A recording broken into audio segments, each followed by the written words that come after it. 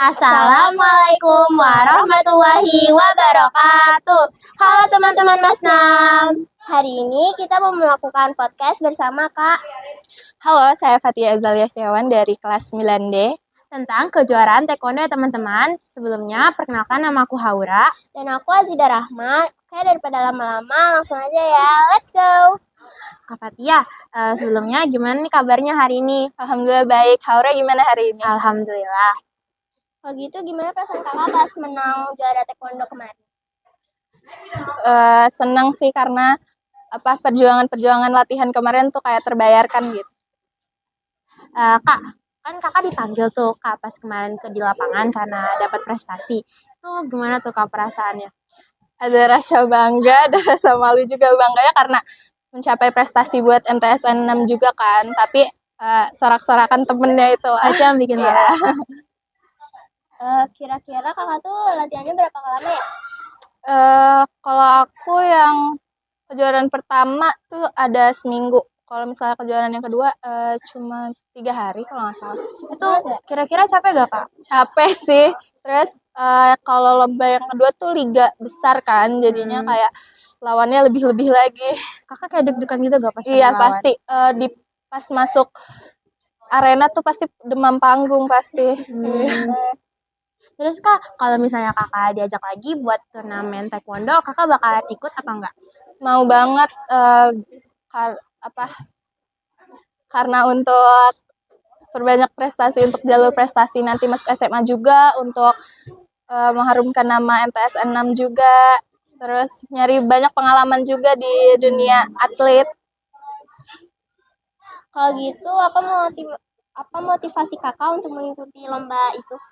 Motivasi aku pertama pasti untuk banyak pengalaman, terus karena aku nggak mau untuk jalur kayak akademik. Ya. Kak, kalau misalnya kakak, apa sih Kak yang mendorong kakak untuk jadi atlet taekwondo? Pertama, aku pengen perbanyak pengalaman aku. Kedua, aku pengen non akademik sama akademik aku tuh diseimbangin gitu. Jadi non akademik bisa, akademik juga bisa. Kenapa tuh Kak? Kok kakak bikin seimbang? Karena biar nyimbangin nilai untuk masuk SMP yang aku mau. Kalau gitu, kakak bisa menceritakan nggak pencapaian dan prestasi yang pernah kakak raih? Dulu SD aku sempat liga kejuaraan apa gitu aku lupa. Tapi karena COVID kan jadi ke stop tuh taekwondo mulai nggak ikut latihan lagi. Terus baru mulai SMP sekarang lagi tuh terakhir 2 kejuaraan terakhir itu. Yang pertama yang ISSC, yang kedua KONIKA. Kakak kemarin COVID tuh, kakak kan nggak latihan kan? Nah itu gimana sih Kak rasanya tuh kakak nggak latihan gitu? Nah itu pertama kali latihan lagi tuh agak berat gitu badan kan, karena kebanyakan di rumah, kebanyakan mager-mageran di rumah, jadi nggak olahraga terus. Tapi mulai terbiasa lagi sih sekarang. Kak, bagaimana latihan dan persiapan kakak tuh pas lagi pengen turnamen taekwondo?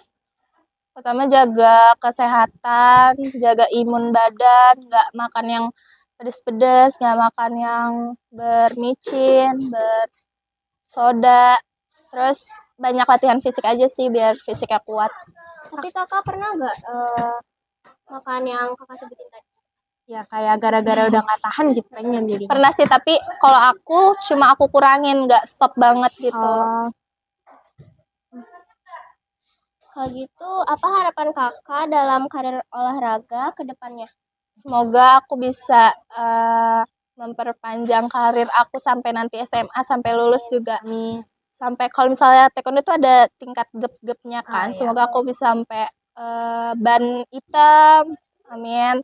Semoga bisa habis aku perbanyak pengalaman, perbanyak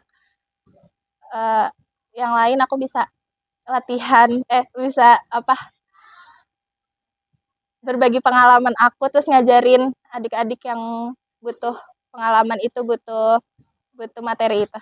Kak, misalnya nih Kak, kakak kan udah berhasil nih, udah sabuk hitam gitu. Terus nanti kakak kalau misalnya ngajarin, terus yang kakak yang diajarin itu bisa, gimana tuh kak? Pasti kakak Wah, gimana pasti ada rasa senang karena latihan yang sebelum-sebelumnya itu ada bayarannya gitu. Terus pengalaman aku bisa bermanfaat untuk orang lain juga. Kak, gimana nih kak? Bagaimana pandangan kakak mengenai peran olahraga dalam kehidupan sehari-hari gitu? Sebenarnya olahraga tuh perlu banget ya, walaupun orang nggak suka olahraga tuh pasti harus dipaksa olahraga karena buat kesehatan tubuh juga, buat jasmani dan rohani juga. Karena mau nggak mau pasti kita harus olahraga biar badan kita sehat, imun kita terjaga, dan lain-lain. Kalau misalnya ada nih kak, kakak punya teman, terus dia nggak menjaga kesehatan gitu, malas olahraga tuh kakak akan gimana?